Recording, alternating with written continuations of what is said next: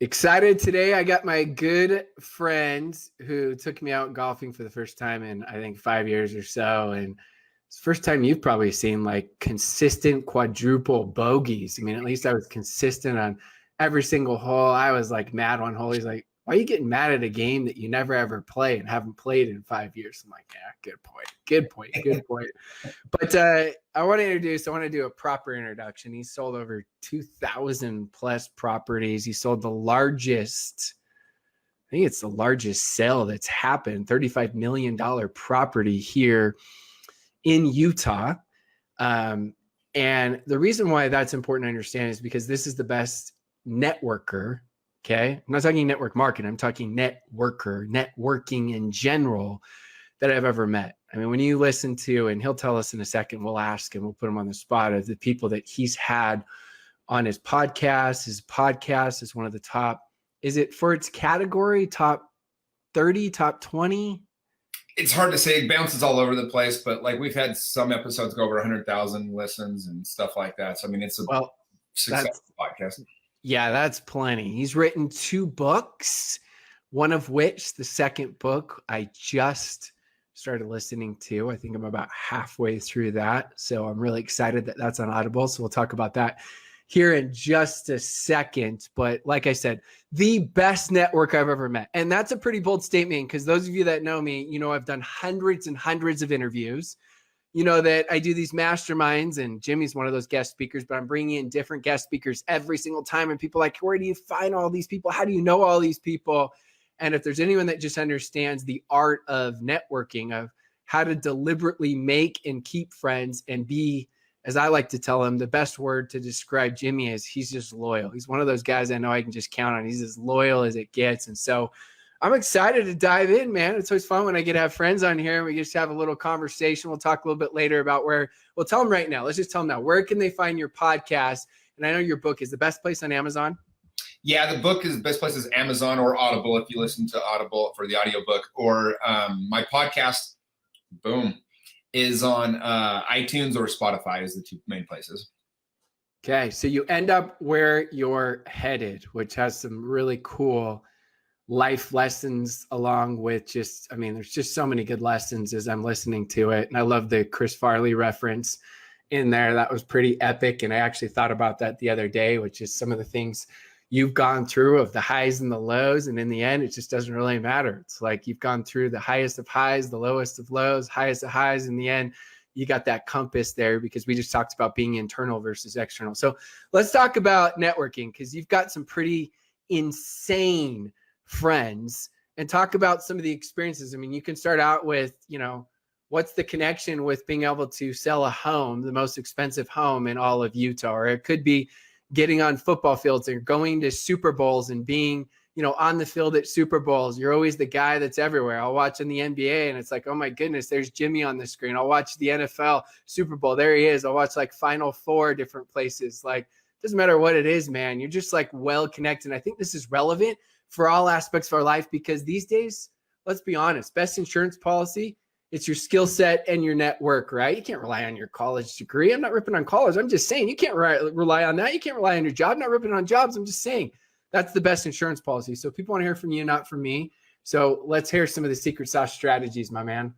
Yeah, no, I appreciate it. I mean, you know, I discovered at a young age that people want to be around the person that's making stuff happen. They want to be around energetic people or people that are having fun. And so as I kind of started getting through college and some of these things, I started throwing a lot of parties, barbecues, and events and realizing that I was getting the most out of all of this by getting to know all these people and creating these experiences for people. So one thing that I'm big on in life is if you can create an experience for somebody, you solidify a relationship or a friendship so much deeper than if you just go to lunch or if you just, you know, hang out or whatever else. And so I'm always looking for opportunities to go do things with people where they'll experience something. And by doing that, they're going to have a deeper relationship. So all those things that you said, yeah, I mean, all the time I'm looking for opportunities to go do amazing things with people. And when you do that for other people as well, you bring a lot of your friends together. So most of my friends have met a lot of their friends through something I did or something I put together. And so you end up creating this tribe and can do a lot of cool, fun stuff. And so like you alluded to, you know, like had a chance to go to the Super Bowl One of my buddies, was playing for the Patriots and got me some tickets, some family passes to go on the field after the game. Like, that's an experience that I'll never forget, right? Like, that was one of the coolest things I've ever been able to do. And that experience came because one thing that I do with my network is I try to become friends with people that inspire me, people I want to be around, people that are doing cool things. I want to not just be friends with whoever happens to live next to me or who moved in next to me, because that's what most people do. You just kind of become friends with whoever's in your life. And I just strategically go, who really is doing cool things? Who inspires me? Who do I want to be around? And I'll go get to know those people and try to create value for them so that they want to be friends with me as well. And so, yeah, so I do these Lake Powell trips. I do a lot of vacations. Like, I'll give you one example. So I got the opportunity to go climb Mount Kilimanjaro last year with a group of 15 guys. Half of them were NFL football players, Chris Long, Haloti Ngata, some amazing players. And the other half were military guys, special forces, all these other people.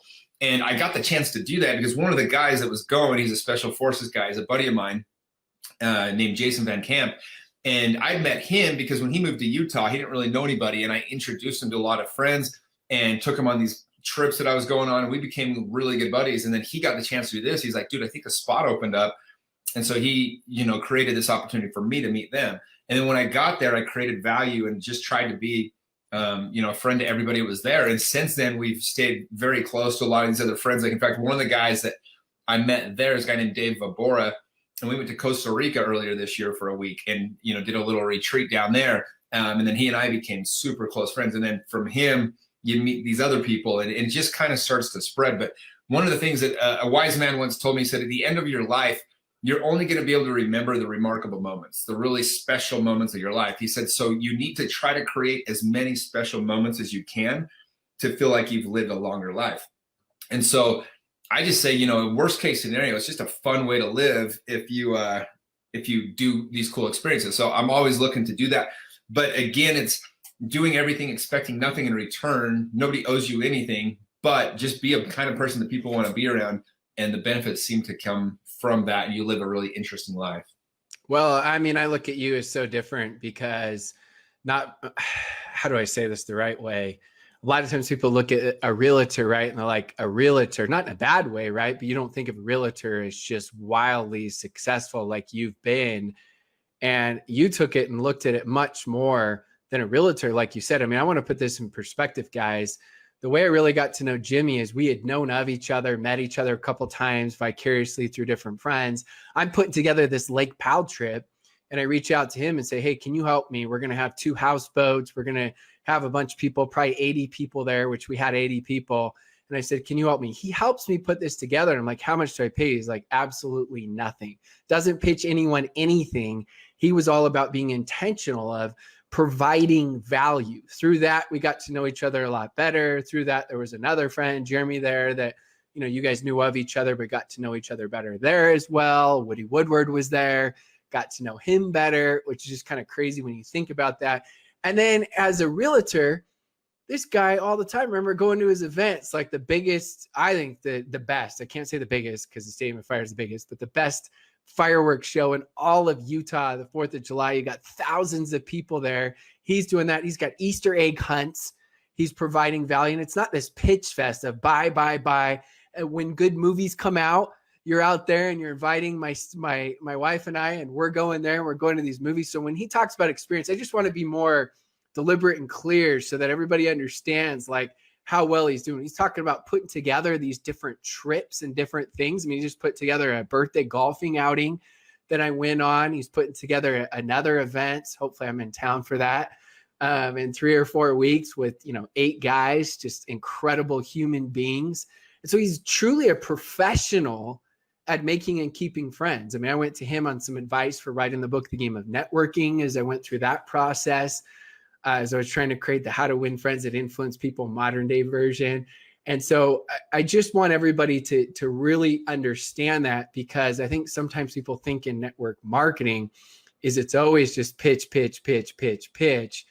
And, you always talk about that. Your best experience with, someone approaching about network marketing was when it wasn't, right? A pitch. Next thing I want to ask is, you're really good at closing.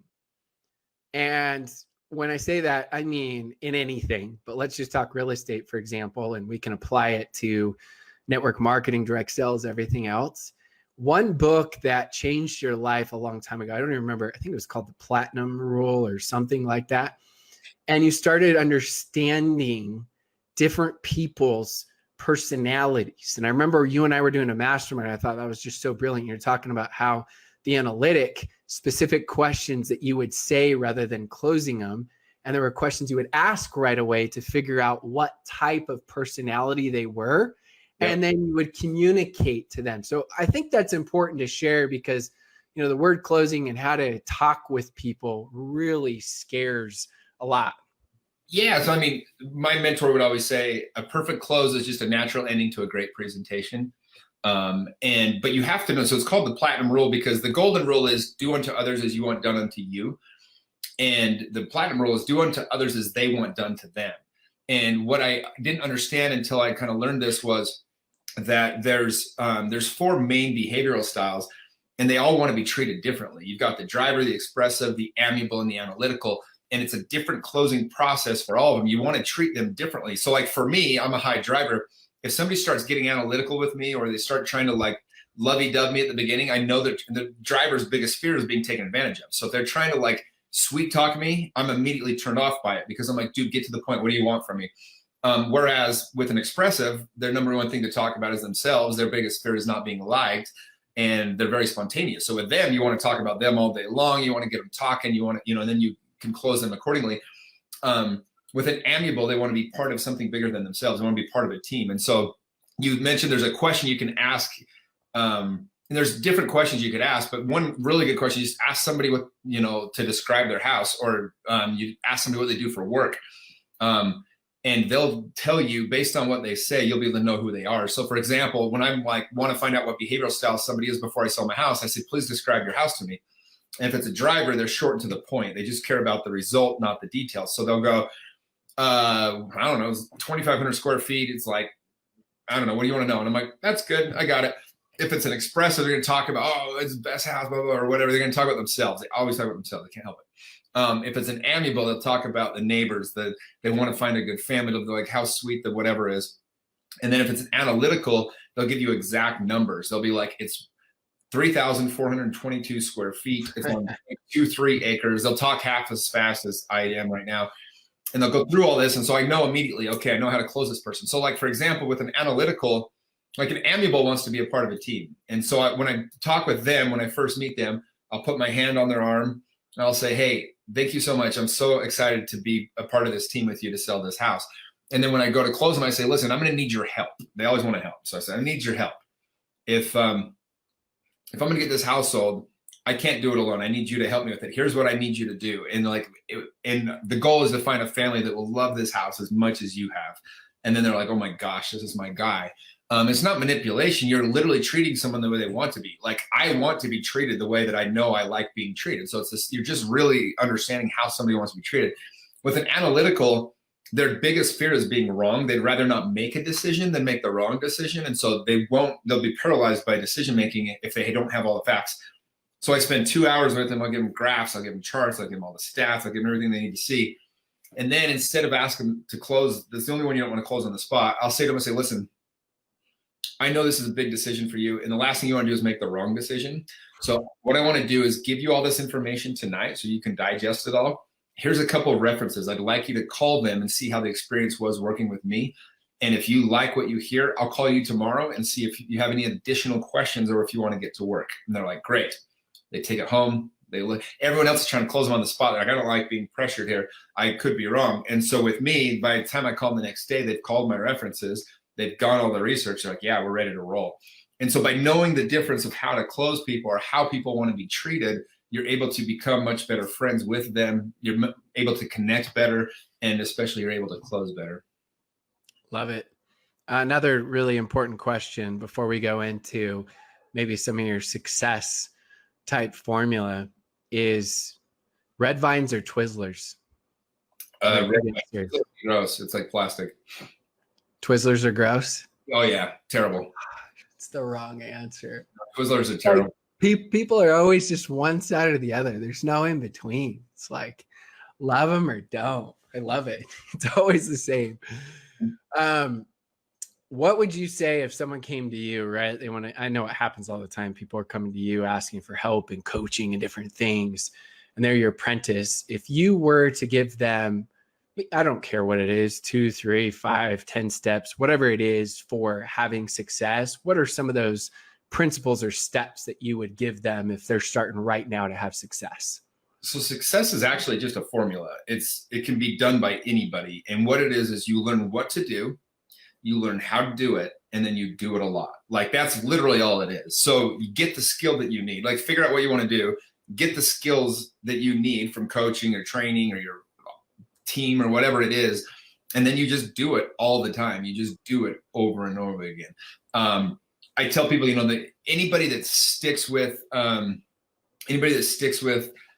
their career long enough for what they're trying to do, eventually, if they do it and they do it a lot, they get very good at it. They build a career out of it. And so, but the problem is people want instant gratification. We live in a world where that's very popular now. And so people aren't usually willing to sacrifice or do the work long enough to get the reward that they're trying to get. And so what I tell people is consistency is probably the number one thing in business that you can get. If you're a network marketer, if you have sales calls that you do every day, or you have recruiting calls, what most network marketers do is they'll call 15 people one day, 20 people. Maybe they get an appointment, maybe they don't. The next day they call 10. Next day they don't call. Next day they call 10. Next day they don't call. Next day they call 5. And there's no consistency. When I was building my real estate career, I would literally from 8 to 11, there was no question. I was on the phones prospecting, making 30 calls every morning without fail. I never missed it. And so every single morning I would make my 30 calls. And I knew if I did that, some days I'd get no appointments, some days I'd get 2 or 3, but I knew that if I made 24 phone calls, I could get an appointment. I knew if I went on 4 appointments, I'd get 3 listings. I knew if I got 3 listings, I was going to make X amount of money that week. And I just did that formula over and over and over again. And so that's how I ended up selling as many homes as I did. And that's kind of the formula that I use. And so consistency is the thing. Like learn what to do and then just do it all day long. And you got to do it, not expecting the result to be there right away, but understanding that it's all part of the process. Like some days are going to be great, and other days are going to be terrible. But it's the days where you don't feel like doing it, you've got to get on the phones and make those calls. The days you don't think that you want to do it. It's interesting. I think one of the greatest strengths of network marketing is the leverage and the residual income. And it's also one of the greatest weaknesses because people treat it not like network marketing. It's net lottery ticket marketing, net hoping, net wishing, net dreaming, net looking around. And they hope to have 2 or 3 people to do what they once did, but not what they're willing to do. Like you said, they start out with 30 and then it's 15 and then it's 10 and then it's 2. And they're like, well, maybe I can just find the person that does all the work. And that doesn't work. That is not treating it like a real business. If it were that easy, every single person would do it and every single person would have success. So of course it's not. Now, with you being surrounded by as many successful people as anyone I know, is there anything that stands out as far as personality traits that you've seen of, if you're starting to study these successful people, of commonalities? Yeah, there's 2. I've thought about this before. One of them is an extreme self-awareness. And then the other one is they are always trying to be the best version of themselves. They're tenaciously trying to improve themselves. Those are the 2 things I would say, is like understanding where you lack or where you fall short, understanding where you need to improve in your life, but then they're always working to improve themselves. They're always working to better themselves in those regards. Those are the 2 things that the most successful people all have. Like no matter what their job is, whatever work they're in, whether it's an athlete or an influencer, all these people, they're very self-aware of what they need to do better. And they're always trying to learn. They're not trying to be right. They're trying to get it right. And they're tenacious and working on themselves all the time. I'm just thinking about that right now and thinking how much stuff I've done, how much stuff you've done.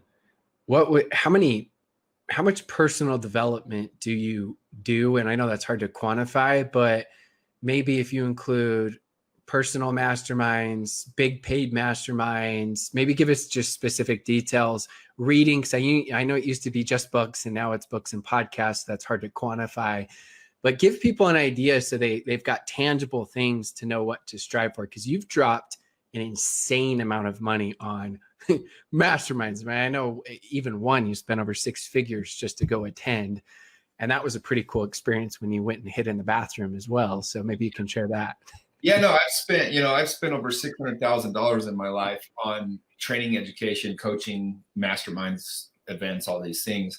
To me, that's the best money you can spend because you become the asset, right? And so I've had a life coach for on and off for the last 10 years. I've had my real estate coach for 15 years. I have nutritionists. I have a relationship therapist. I have a shaman. I have these people in my life because I want to know what I need to improve. Like I know I screw a lot of things up. I'm always trying to improve and get it right. And so I think it's so important that you invest in yourself. And like I had a kid, I went to lunch with a kid. He asked me if I'd take him or if I'd go to lunch with him probably about 6 months ago. And he said, I got $50,000. What should I invest in?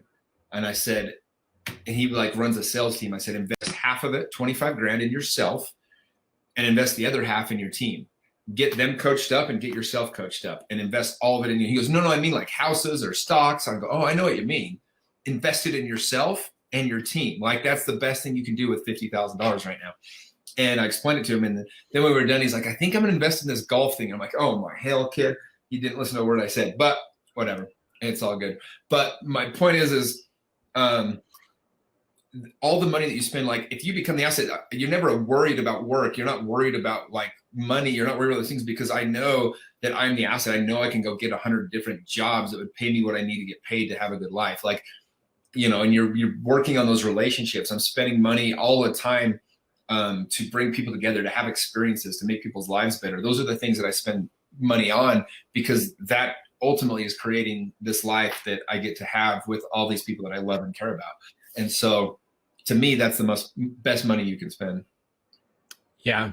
Tell us the experience about the mastermind you invested six figures into, and there were I mean, tell them who was there, maybe some of the people, they may recognize some.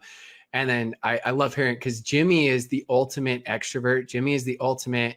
There can be 100 people he doesn't know, and he just like steps up, starts hosting, doesn't know anyone, like takes charge, like fearless. So I love when you shared this with me and our little private mastermind. Yeah, so I had the opportunity to join a mastermind. It was it cost $100,000 to be a part of it. There was 100 people in it, and it was like the who's who of like the influencer world. It was like Jordan Belfort, the Wolf of Wall Street, Prince EA, who's like my favorite influencer, Cody Sperry, like all these different people. Right, we're hanging out with Magic Johnson and Mark Wahlberg, and we're at Dan Bilzerian's mansion overlooking LA, and it was just like a crazy weekend. And like Bruce Buffer introduced us all. It was really cool. It was like a really fun weekend, but I was nervous. I didn't have a single guy there that I knew going in. There was not a single person there, a guy or girl that I knew.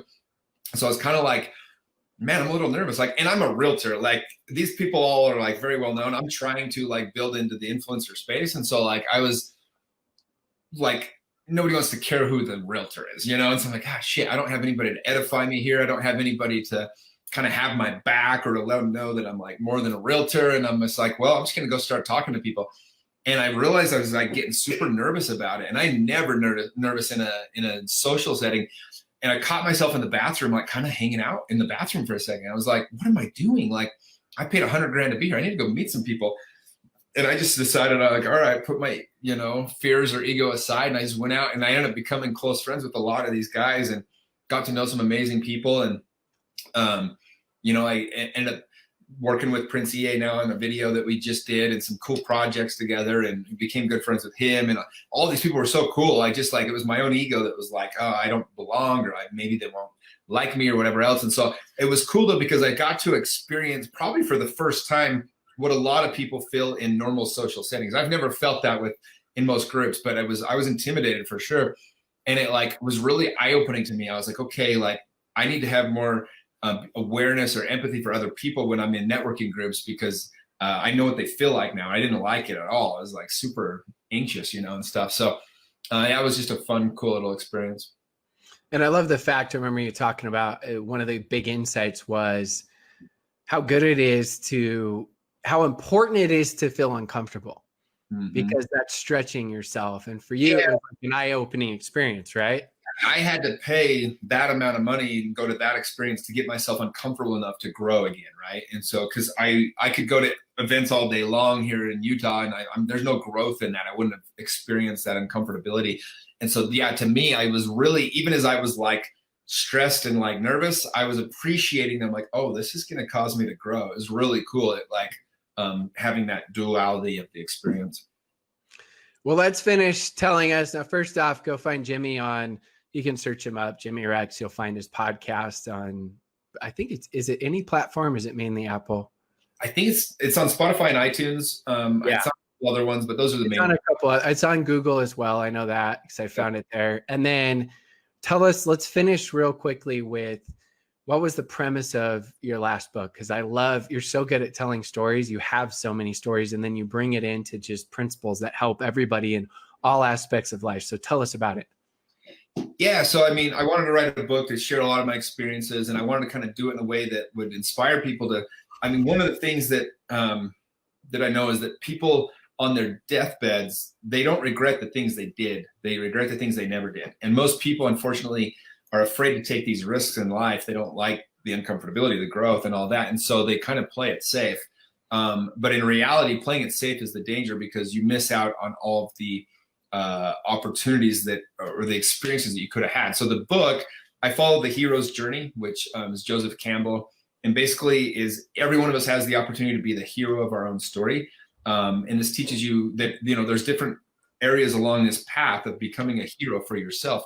And it's interesting because as you kind of experience this, if you know you're part of the journey, if you know you're in the cycle of becoming a hero, it's a lot easier to go through this when you come to the bridge and you have to cross it, or you go into the cave and you have to rip yourself open and expose like your fears and stuff and all these different parts of it. But it's really, so the book follows my journey with each parts of this, and then also people that I've met along the way in my journey that have had similar experiences or that inspire me as well. And so I just took that all together and put it in the book, and it's been awesome. It's, people have been loving it, and I'm super proud of it. It's a fun read for everybody. Well, I love what you're doing. Where's the best place that people can find you? Is it Facebook? Is it Instagram? Is it both? Yeah, probably Instagram. I use most. My Instagram is Mr. Jimmy Rex. And I answer almost every DM that comes through, as long as it's not just like, hey, or something like that. But so yeah, if you want to ask me any questions or reach out, love to connect. Well, Jimmy, you're the man. He is truly the master networker. I love how he's deliberate about making friends. I remember the first mastermind you spoke at, and you talked about that. I mean, why is everybody just friends with who happens to live by them? When we know the power of the law of association, we're taught that so much in life and network marketing. You all know this.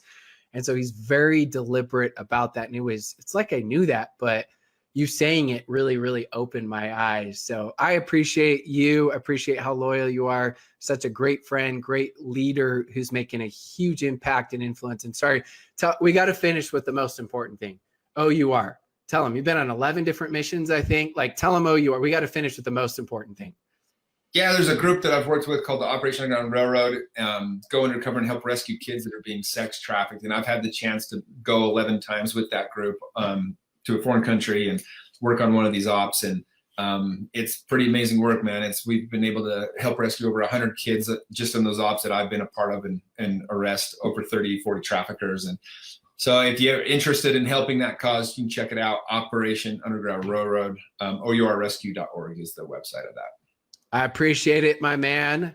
Thank you so much for coming on, Jimmy. And I know that everybody's going to go find you, follow you. You're going to consume tons of his content. You're going to get his book. You're going to love his book. And I promise you, his podcast, he's got some of the most interesting podcasts. I'm telling you, you guys are going to be blown away by some of the guests he's had on there. So thank you, my man. I appreciate you. Thank you, guys. Take care.